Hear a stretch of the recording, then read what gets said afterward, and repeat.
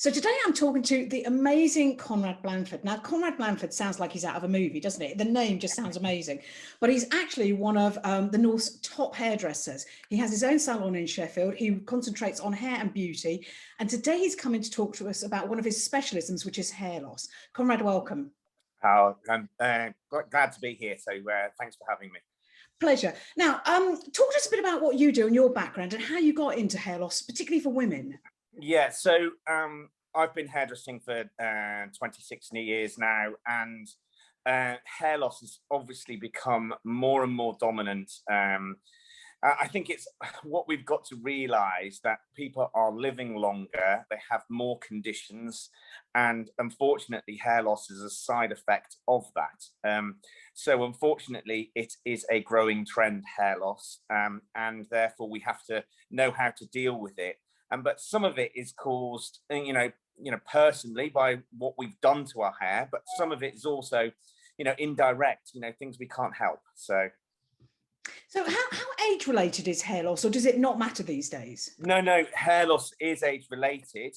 However, you have an option. It's how you're looking after your hair. It's what you're doing. Are you using the right products? I think a large percentage of the time we treat our bodies in a different way. So if we were going on holiday and we were going to lie in a sun lounger in the sun, we'd always put UV protection on and sun lotion on. Yes. But we would never think about putting protection on our hair because it doesn't hurt when it burns. And therefore, hair is burning at the same rate. So why don't we do that? We always have a routine for cleaning our teeth, and we always have a routine, but do we have a hair routine for looking after it? So that's where we need to perhaps change some of our habits to think, are we using the right products? Am I doing the right things to my hair? And can I prevent some of this hair loss from happening by looking after it in a proper way? Now, I was really interested to see that you're quite, when if someone comes to your salon for a consultation, you'll look at their scalp. What are you looking for when you look at their scalp? Okay, so what we've got to think of, once the hair is out, then the hair is out, but from the point of view, the scalp is the most important. So is a hair coming out of every follicle? Is the scalp condition oily? Is it dry? Is it flaky? How are we maintaining our scalps properly? And what are we doing to prevent any problems in the future? So, that's what we're looking at, making sure that we're maintaining not only the hair, we're maintaining the scalp as well. Okay, so women over 40, which is mainly what I specialise in, Yeah. what would you say we can do to stop hair loss? Okay, so it's very difficult to put one particular thing, one particular item. As anything, it's a consultation is the key. So, if you were going into the GP, you can't just generalize every illness. So what we need to do is find out what the problem is. So constantly look at that, constantly making sure that we're using the correct products. There's lots of issues that come through my door, and I'm doing a private consultation. But one of the ones which have come up recently is things like frontal fibrosis. Now, frontal fibrosis is where lots of women are pushing makeup and creams into their hairline, which is then blocking the follicles, and then the hair is dying and falling out due to the hair being the roots being saturated with product. So it's very important. So this comes down to education. Do we push product right into the hair, or do we work it up to the hairline? So that is, what we need to do. And then afterwards, looking at the actual hair, is it really long? So think about, in that long hair, what you've done to it in that time. Are you putting a lot of heat on there? So are you using heat protection? Are you conditioning it in the right manner? Because if you get technical here, hair is split into different sections: cuticle, cortex, and medulla. And the cuticle, which is on the outside of the hair, is generally treated by a conditioner. But we may need to go slightly deeper into the cortex, which is doing a deeper treatment, which will help the hair. And we probably need to do that on a more regular basis, rather than just put a bit of conditioner through and think, well, that'll do. Okay. So what kind of products would do the cortex? Well, the difference is, you know, with I the thought it difference. was all dead. I thought once he got kind of there, it was dead. Yeah, well, the difference is when you're using a treatment, the molecules are much smaller, so they tend to penetrate into the inside of the hair. Where when you're using a conditioner, the molecules are much larger, so they sit on the outside of the hair. So we need to treat both. So it's a bit like saying, you know, your conditioner quite often won't go deep enough into the hair.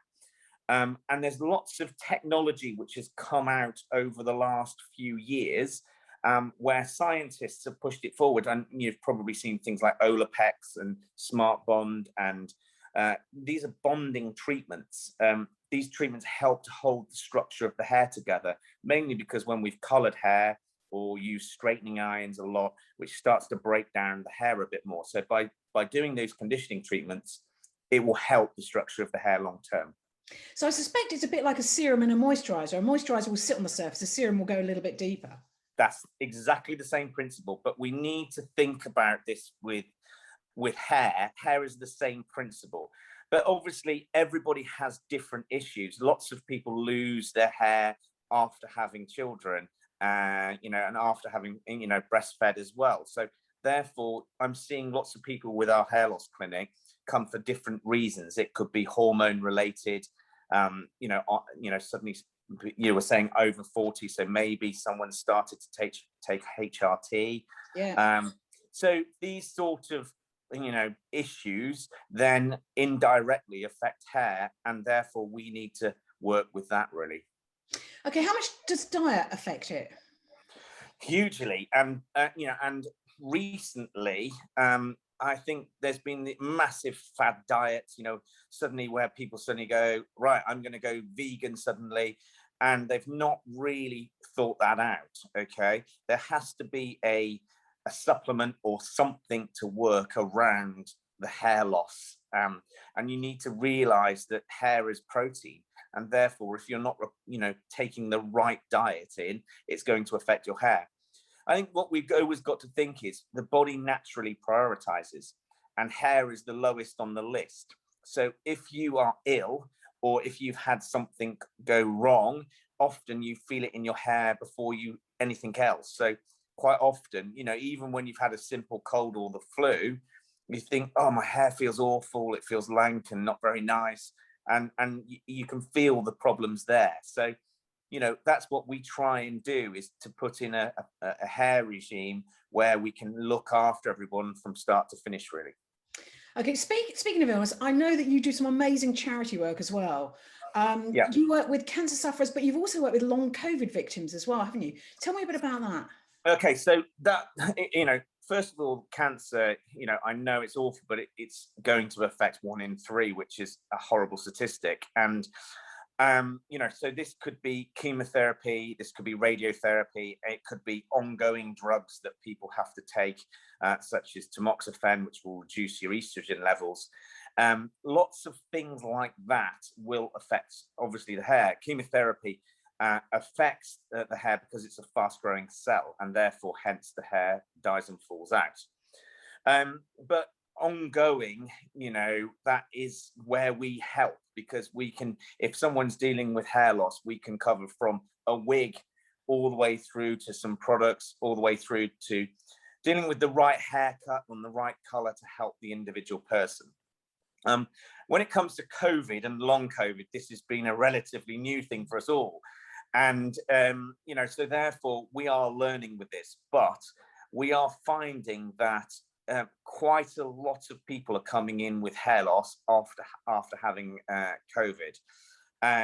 Some people quite dramatically if they've had COVID badly, and therefore you're having quite large patches of hair fall out, or finding that, you know, when you brush the hair through, you normally naturally lose around 100 hairs a day and replace 100 hairs a day. But suddenly, if you go into a situation where you're losing 1,000, 2,000 hairs a day, it makes quite a big difference day after day. And obviously, we are just seeing the effects of that, you know, and along with that, people have been stressed. You know, lots of people have been financial issues, working from home, you know, homeschooling, everything, all of those, throw that all into the mix. And obviously we are seeing hair loss as a side effect. So, you know, I think quite often when we say we don't really know, we always say, oh, well, it's due to stress. Well, you know, is it due to stress or is it due to the illness? We don't really entirely know yet, but we are seeing lots more, you know, clients come through the door with this issue and directly after COVID. And, you know, that's where we're starting to use products to help, and, you know, sometimes wigs and hair pieces to get people through the issue, really. Yeah, I've seen some of the photos. I'll pop those up. I'm amazed at the quality of your work. It's just incredible. Why do you think hair is so tied up with a woman's psyche and a woman's perception of her own looks and attractiveness and confidence? Why do you think that's so? Well, yeah, I know that this is quite personal here, but I see some people in a very vulnerable state. Yeah, okay. You know, if you've been diagnosed with breast cancer and you're about to have a pretty severe operation potentially, and you know, suddenly you're having to have chemotherapy, your hair falls out, and I think it's part of your identity. I think a lot of women find that are their husbands or boyfriends going to find them attractive? They don't want their family members to treat them any differently, so we're in a situation there where they want to be treated the same. And if you're, you know, walking down the street with no hair, it just says cancer. And I think because of that, you know, we have to realize that quite often some people say to me, I'm more worried about losing my hair than having a operation. And that is pretty severe to know that it's that bad. So this is where my work has come in, really. And this is where, you know, obviously I work alongside lots of charities and have a skill set enabling me to, you know, provide these services. Do you know, it is so important. I think it's also because women, you know, particularly women when they're ill and they're losing their hair, they're going through so much emotionally that to have that physical reminder every day is tough for a lot of people. Yeah, correct. And I think that's where the transition, what I often do is show a pathway to hair. So Nice. we lose hair, then we fit the wig, then we know around 6 to 8 weeks after the last chemo session that the hair starts to return. At that point, we are still continuing to wear the wig until we get to perhaps a short little croppy haircut, perhaps like we saw Kylie, you know, when her hair grew back. And then we've got a nice little haircut that you can wear again. And then you're back into the road of wearing your hair, perhaps in a different manner, but, you know, getting your identity back, really. That's a really nice way of doing it, because I can't imagine, I can imagine someone as crass as me say, I'm going to sell it to you as a chance to try new hairstyles. But when you're down, you don't want to think that. But it's a really nice. I think the thing is, yeah, and I think what we have to realize is, you know, going from really long hair to really short hair to back to a long hair, perhaps sometimes going into a shorter wig or changing a style or cutting your hair off short before you lose your hair is a way of having control, because some of this situation is that the drug is taking control and you want to have some control back. So if you make the choice to have your hair cut off before the drug makes your hair fall out, it's an element of control that you've got back over the drug. And you know, having that pathway forward is knowing that, well, this is a little sector in my life that it's going to be a problem, but I'm going to get through it. Conrad, I've got to say, you do amazing work. And I'd just like to point out that that's not the only work you do. That's just part of your work. You've obviously got a thriving salon as well. Yeah. But, I'd just like to thank you so much for coming. People can find you in Sheffield. I'd imagine you're very easy to find. Yes, thank you. I'd just like to thank you for sharing all of that. That was so interesting. Thank you. No problem. Thank you.